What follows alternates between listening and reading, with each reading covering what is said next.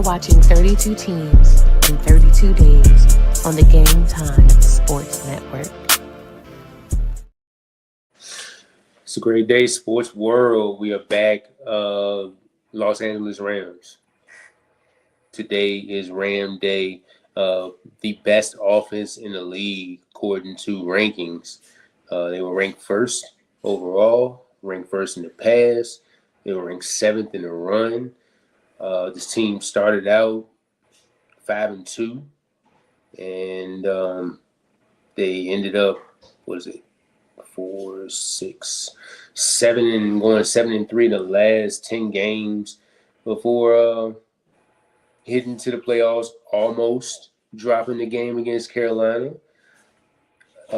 beating Chicago, and then losing to the Seattle Seahawks, their division rival in the conference championship game. We got a lot to get into with these guys right here. Because they made a lot of moves, a lot of big moves, and we're just gonna get right into it. First off, key additions: Myles Garrett, Trent McDuffie. You get Jalen Watson as well, the corner from out of Kansas City. And then the key departures, you lose out on Tutu Atwell, Rob Havenstein, Jared Verse is another one. Roger McCreary, Keller Weatherspoon, Kobe Durant, Darion Kendrick. So a lot of guys there that are going to be missed.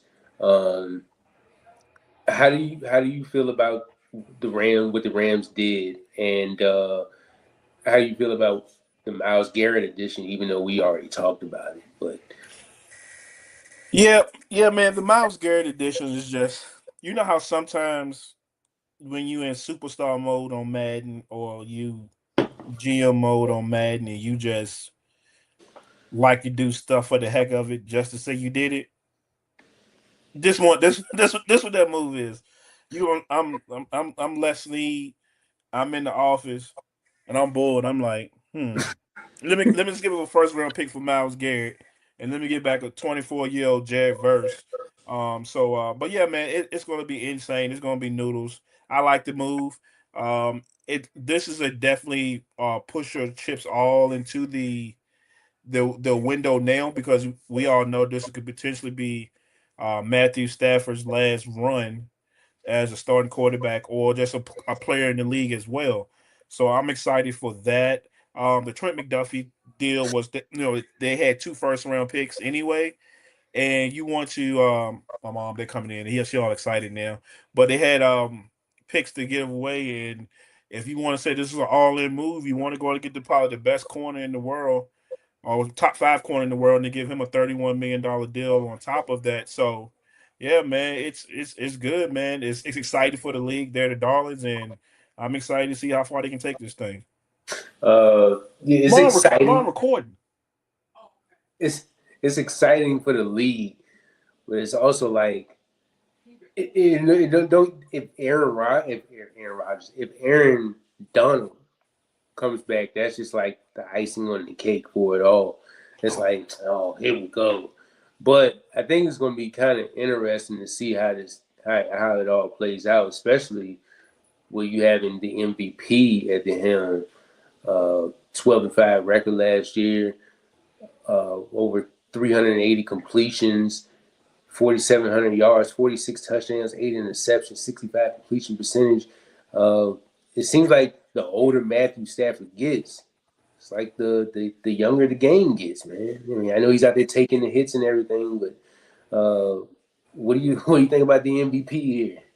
Man, he had 4,707 passing yards, and it don't even feel like it. It didn't even feel like he had that much, man. So that's imagine if he had a healthy Puka and a healthy Devontae all year long. Oh God, he would have clipped 5,000 easily. And then you got the tight ends, and then you got Corm and Kyron, Williams in the backfield. It's just weapons to go around. And then you got the Jake Ferguson, your young tight end. I think you still got Higby there as well. I don't expect anything different from Matthew Stafford this year going forward. I expect him to be even better if that if you can even comprehend that. We know Puka going into a contract situation, and he wants to get paid, but we know he got some off the field antics. And Devontae, 114 targets, 69 receptions, 708 yards. That's 14 touchdowns, and we would say that's a down year for him. And we all know he's on the back end of his career as well. So I think all the chips gonna be in this year, and you're gonna get the best versions of all of those guys.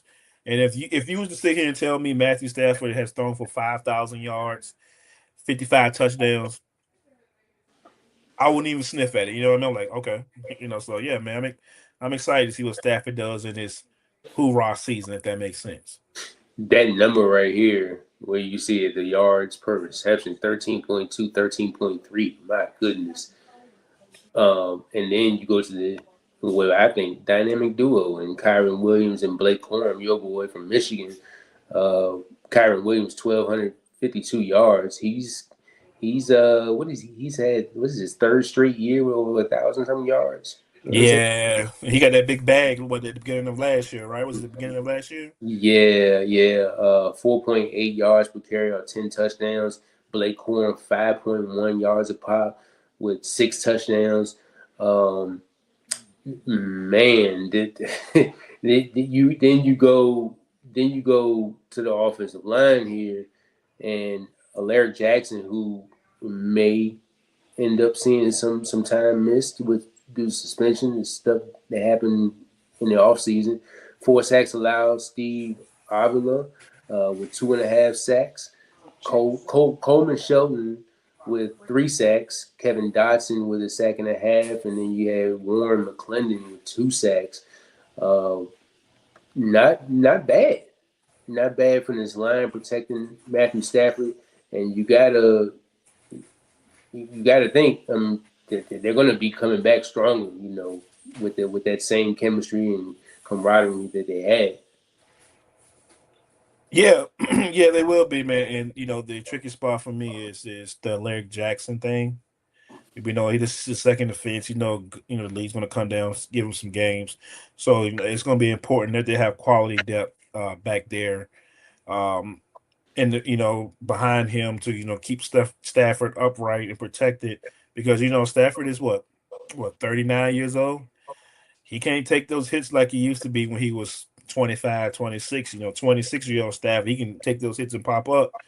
But these 39-year-old Stafford, when you get up off the ground, you grunting a little bit. It's like, ugh, there's a little bit of that going on there. So, 39 um, in February. 39 in February. So, yeah, 38, 39. So, he our age now. Welcome to the party.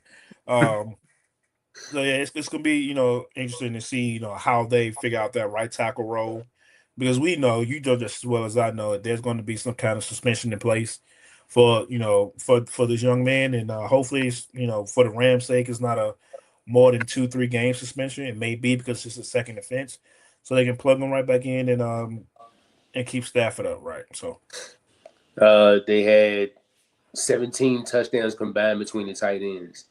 That's Davis Allen.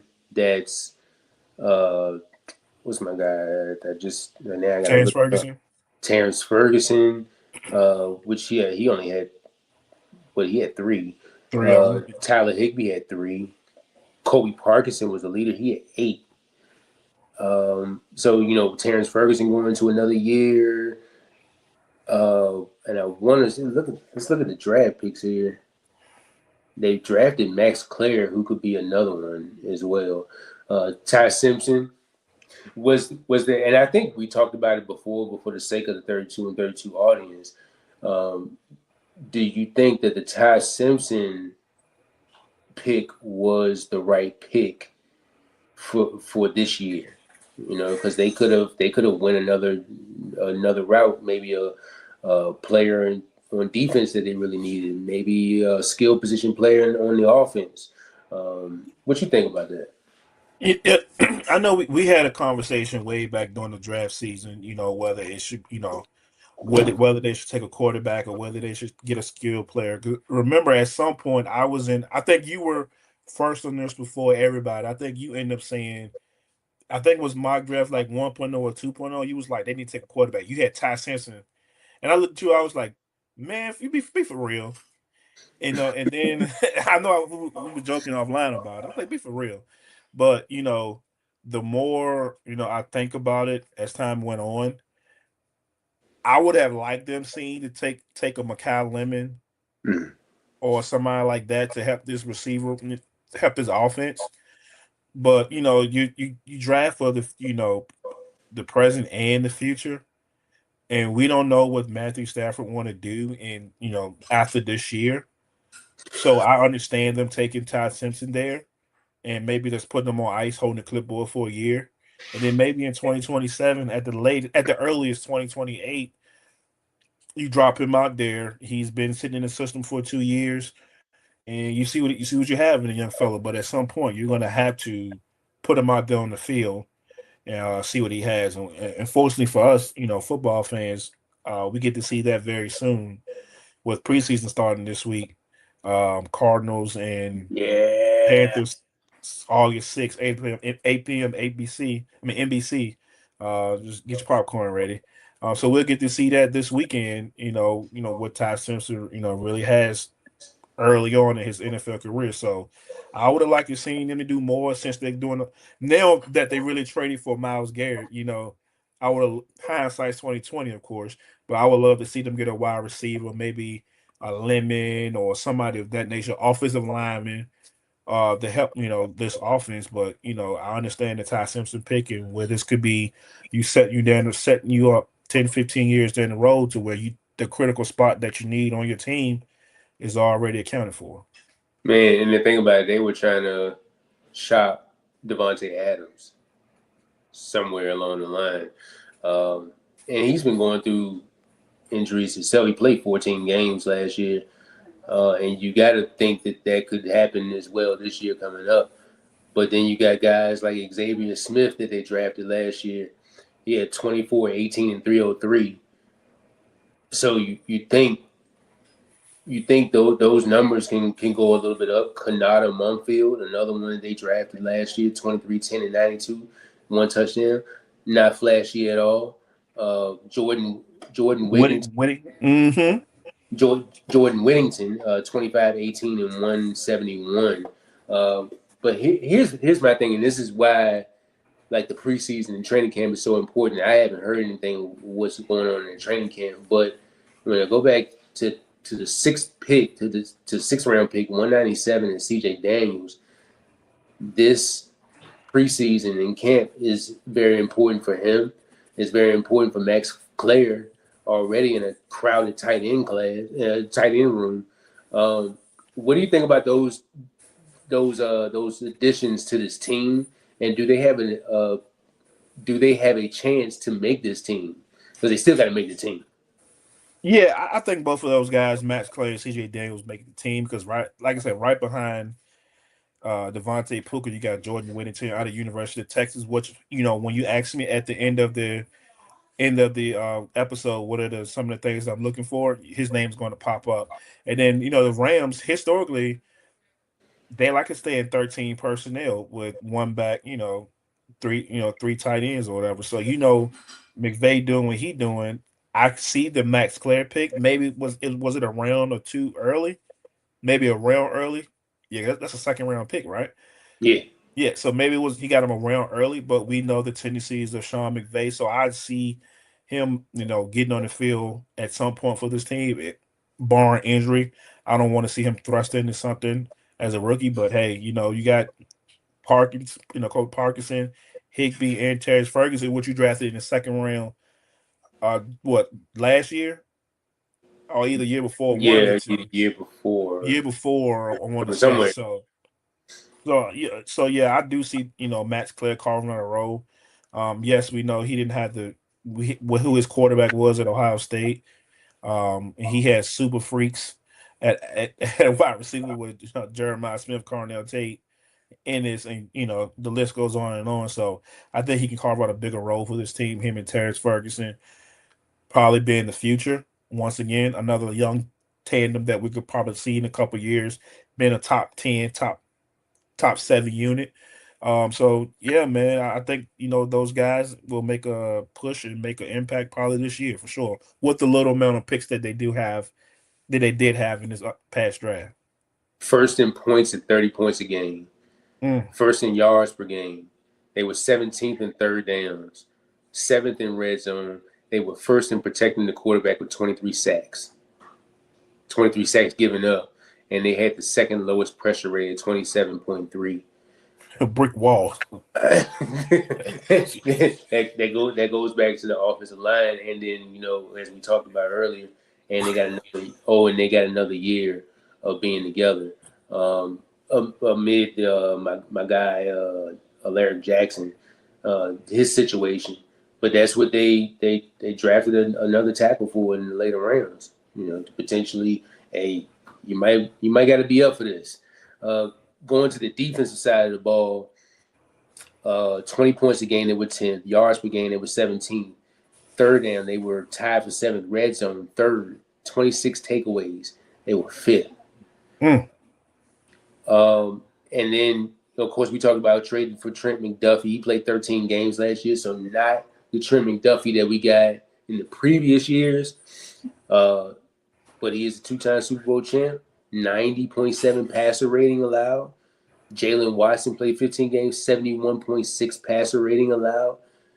Then you go, this team had 16 interceptions. That was tied for 6th most. 6.8 yards per attempt. They were up top 10 in that. 216.7 yards per game. They were 19th. So, even though, the defense is good, you could be able to pass on it. You can be able to do some things on it. So just I'm gonna stop you right there for a second. Just think about this, right? You have a decent unit anyway last year, right? It wasn't the best, but it was decent. It was top half of the league, right? And you go out and flip your whole corner room and got even better. Insane. You sign 2 starters at corner, and then you go out you trade for McDuffie. You signed Jalen Watson in free agency, which is the starter in Kansas City, I want to say. That's where he came from. Yeah. And then you go get Myles Garrett on top of that. Insane. Along with Byron Young, Kobe Turner, Braden Fisk. So if this team, they say they had 16 takeaways, 16 interceptions. 16 interceptions. 16 interceptions with that secondary last year. Imagine what they're gonna do. I was on the way to that. So Emmanuel Forbes had a 94 passer rating. He had 18 PDs, which was 2nd in the league, and he had 3 interceptions. Boy, he had a rebirth, boy. Who's on the Rams defense? Nobody can name him. 2 people. Jared Verse. That's it. And Landman, and the linebacker Landman. That's it. And you barely know him, so. And you may bring up Byron Young. Maybe. But speaking of Byron Young, 12 sacks, that was tied for 8th most in the league. 29 quarterback hits was 5th. Those were career highs for him. Kobe Turner had 7 sacks, 14 quarterback hits, and 9 tackles for a loss. Braden Fisk with 3 sacks, 10 quarterback hits, and 30 tackles. Poona Ford still there, 47 tackles. I want to say that might have been a career high for him. 2 sacks and 4 tackles for a loss. The run defense, 4.3 yards a pop allowed. That was 19. So, that side, with the run defense, Nate Landman, 132 tackles, 2.5 sacks, and 6 PDs. And when you add Myles Garrett and potentially if number 99 want to come out of, that's perfect segue. Whoop. And then you add Myles Garrett, 10 plus sacks in 8 straight seasons. And he was the single season sack leader last year with 23, 7-time Pro Bowl. You add this guy. And lo and behold, if Aaron Donald brings his ass out of retirement, how are teams going to be? How are they going to be? Game planning for this. What is this? Yeah, it's like you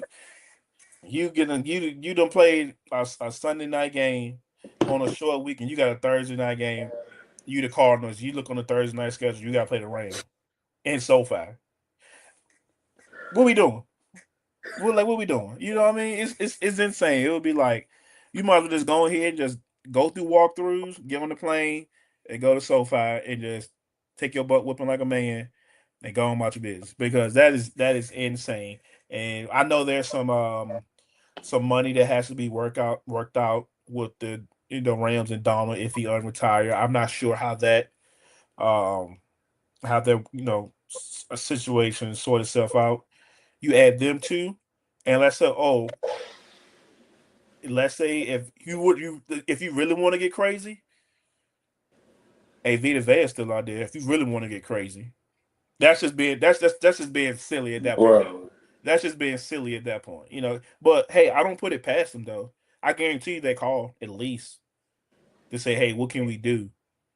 Um, or what can we give you guys? But I doubt that happened. But I'm just playing cuckoo, playing Monopoly with the Rams. It's like you add Miles Garrett, a Defensive Player of the Year, single season sack leader. Um, do you get Donald come out of retirement and you drop Vita Vea in there? Like, what do you do? Like, I don't know what you can do to beat this team. Anything less than Super Bowl would be an embarrassment, in my opinion. But we're playing hypotheticals with the Aaron Donald there, so there's a lot of room, a lot of time left. To be fair to him, he don't have to say yes at the beginning of the season. He can say yes week 11, week 12. Going to playoff run. So it don't have to be immediate. Hey, we need you September, whatever the first game is they play. We don't need you that day. We need you fresh for that stretch versus the Seahawks. The back end of that schedule. So yeah, man, it's fun to think about. I hope it for my sake it don't happen because it'll kind of like ruin it for me. But for the league's sake, it's something to talk about, more storylines. So man, we'll definitely see, man. It's gonna be interesting. Bad enough if you get Aaron Donald whenever, but then say if you do get a Vita Vea, I don't know how that can contractually how that would work. Yeah, I don't know. But I mean, as far as like snap counts and things like that, I'm pretty sure they'll figure it out. Yeah. Um, by the way, uh, Mike LaFleur, Mike LaFleur was the offensive coordinator last year. He's the head coach of the Arizona Cardinals now. Now steps in Nate Shieldhouse. Shieldhouse. He's the offensive coordinator, even though Sean McVay will still be, calling plays and taking care of everything offensively, but still got guys over there like that scheming and drawing things up and stuff like that. One more thing before we move on to something else. I would not, I would be remiss to say, hey, that the Miles Garrett package, Jared Verse went to Cleveland, and we all know how good of a young, explosive athlete pass rusher Jared Verse is. So Cleveland's getting a dog. They're losing the dog. They're losing our first ballot Hall of Famer, but they're getting a dog in return. So I don't. Before we move on, talk about Miles Garrett. I know it's all he's the headliner, but I want to say Jared Verse did play a major role on that Rams team last year, and he'll be the man. And we'll, like I said, we'll talk about that when we get to the Browns. Whatever that day comes, he'll be front and center. For attention. They did lose a young 24-year pass rusher that went out to Cleveland, and Cleveland got picks and stuff in it along with him. So I just want to throw that out there before we move on to the next topic here with the LA Rams. Going to where's my schedule? Thought I had my schedule up here. No, guess not. So on the schedule, bear with me. I thought I had all this up. But yeah, back to Jerry Verse. Like, I mean, he is going back to his home state. So, Yeah. So yeah, we're gonna look at the. I got the schedule here pulled up for you, brother. I got you back. Don't trip. finally, Um, go ahead. yeah. So week one, we at the Rams September 10th, 8:35 Thursday night football. Whew. 49ers. 49ers out the gate. You got you got Ali Frazier out the gate already. You know what I mean? So that's gonna be interesting. And then I go down to week three, Rams at Broncos. Them two defenses, Miles Garrett, Nick Benito, Thank Patrick God we Surtain. see in week 3. I swear, boy. Because if you had seen them come back week 15, 16, week 12 when they get good, I don't know, man. Bo Nix probably be well. By the way, he could be running on the ankle for the rest of his life. That game anyway, so that's gonna be something to see. And then you get October 4th. You go to Philly. That's gonna be a potential playoff matchup. What first the divisional game? Then you get Buffalo October 12th. Right after that, Josh Allen. We know what he brings to the table. Then you on get a two Monday night. on a Monday night, and then you get Cardinals Raiders back to back. You should be okay. Not unless the silver and black take care of business at home, which I think they will. Um, and then I'm serious too. Then you get the Chargers November 1. You get the Commanders, and then you go back and get the Cardinals again. Then you get Green Bay, Kansas City, LA, Green Bay, Kansas City, San Francisco, Dallas, back to back to back to back. That's a Another stretch. another stretch when we were talking about Seattle when they're coming off of that bye week. Now you see how tough their schedule was. Now you got Packers, Chiefs, 49ers, Cowboys, Seahawks, Buccaneers, and Seahawks. Like, woo! Yeah, I ain't even make it to the Buccaneers, but yeah, that stretch right there.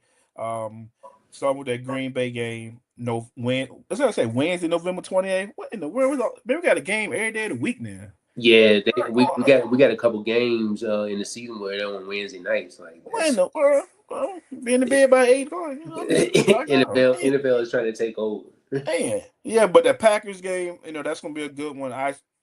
Once again when we get to the Packers, I got expectations for Jordan Love. So you should see a better Jordan Love, a better defense. Michael Parsons may be back.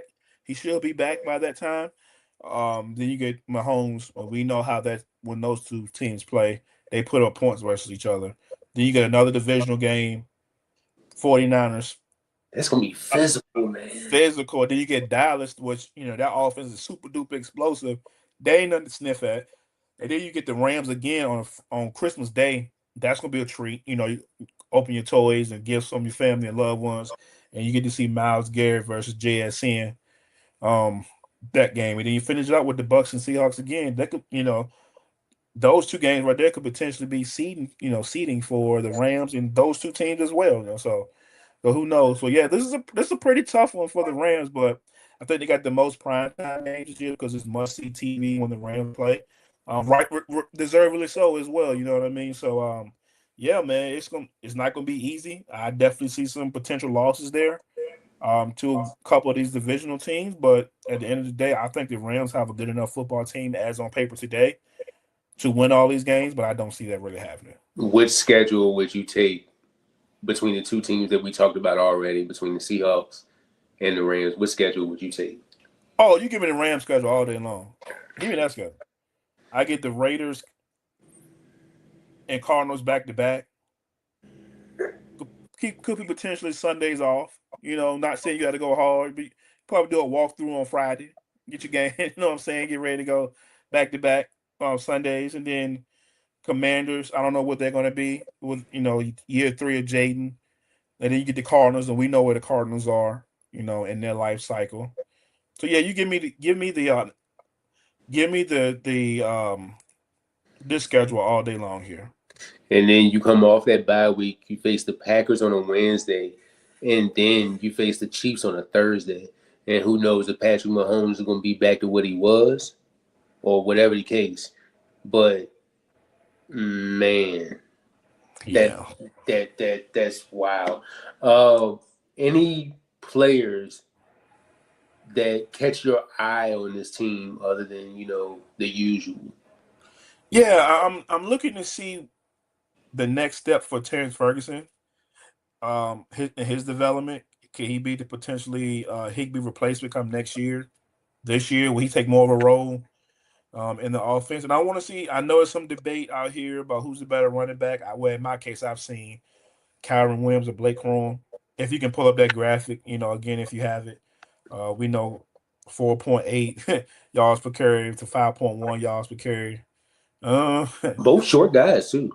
yeah, both short guys, 22 and 23. There's been some debate about who's the better running back of the two. We know Kyron Williams had got the bag.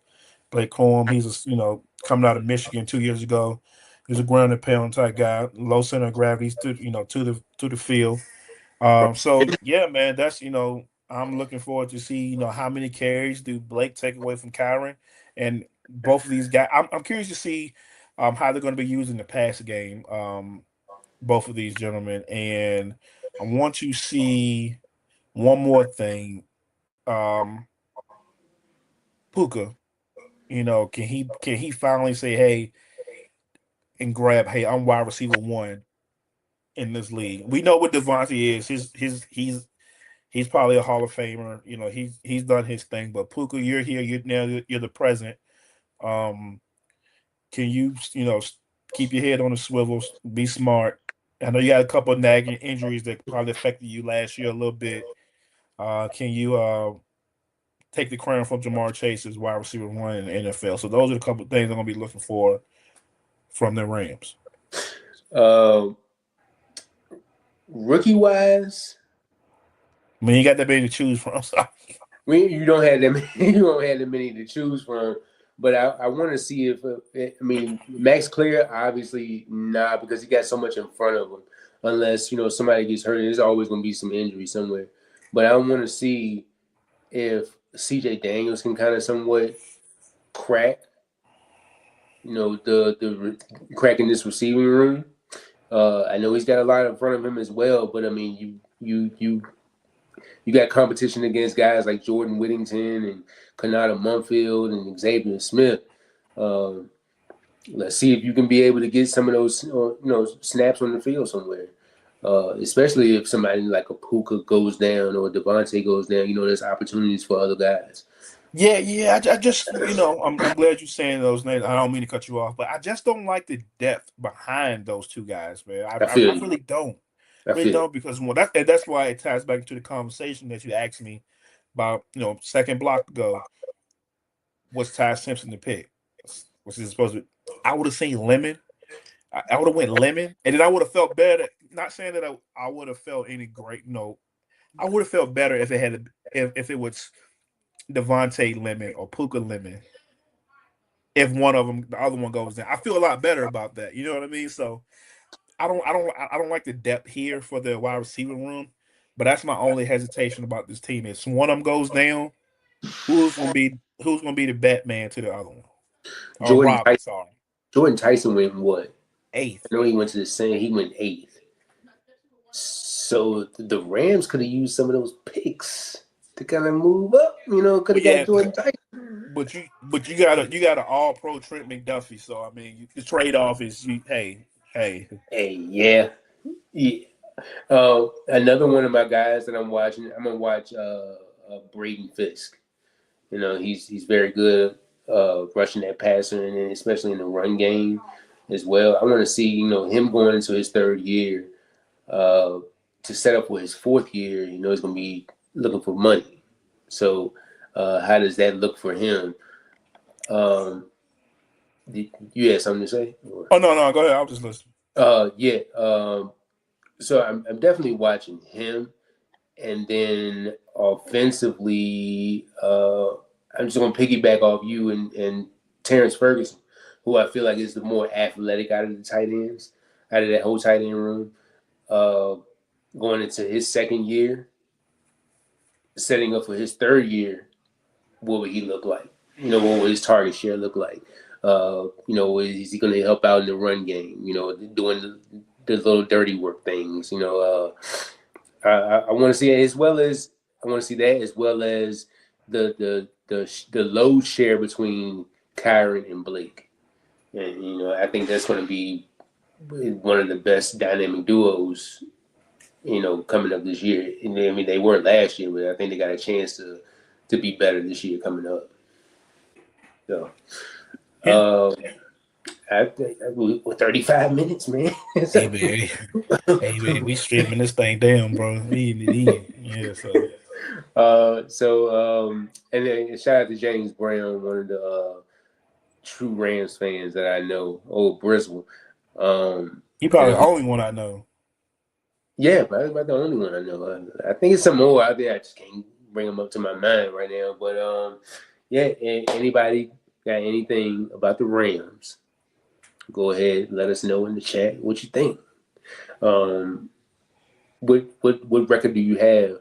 What expectations or what predictions do you have for the Rams this season? The expectation for the Rams, from record-wise, I see them going 14-3, 14-3, 13-4. Expectation, only the 4 losses, 3 losses So because of basically, I don't mean to cut you off, but basically, you are already telling me that you expect the Rams to be first and the Seahawks to be second or yeah, third. yeah, yeah. Okay. We're gonna bookmark that. But yeah, I expect the Rams to be 13, 14 wins in the Super Bowl. In the Super Bowl, I expect them to be in the Super Bowl With a because roster like this, I with expect a it roster, too. yeah. Am I wrong for that? I mean, Not at no. all. So I expect them to be in the Super Bowl. Now winning, that's a different story. But being there, yes. Is this team closer to? Is this team closer to a Super? I know we don't know right now, but is this team closer to a Super Bowl or is it closer to what the 2011 Eagles were when they had all of those guys from Vince Young and so Michael many other Vick, Deshaun Michael Vick. Jackson. I mean, Yeah, they had that. I think this team is close. I think this team is closer to a Super Bowl than that dream team in Philly back in 2011. So I'm gonna say this there's a team lot is of hype behind that prime. team too, man. Well, boy, let me tell you, did they win with like 6 games that year? Oh boy, it was bad. It was bad times with there in Philly, boy. Boy, Vickers got out of jail too. It was Oh bad. Yeah, it was rough times. But they had LaShawn McCoy on their team. Yeah, it was rough. yeah, Shady was in his prime that year. Shady was the dog. He was a dog at that point. Yeah, so that concludes the Rams. So, like I said, let us know what you think. What predictions do you have for the Rams this upcoming season? What would you like to see from the Rams? Let us know. For Amon, you got anything else before we head on out? Nah, man, I ain't got nothing else, brother, man. All right, for Amon, I'm Larry. This has been 32 Teams, 32 Days. The Rams edition will be back tomorrow to talk 49ers. So we are out.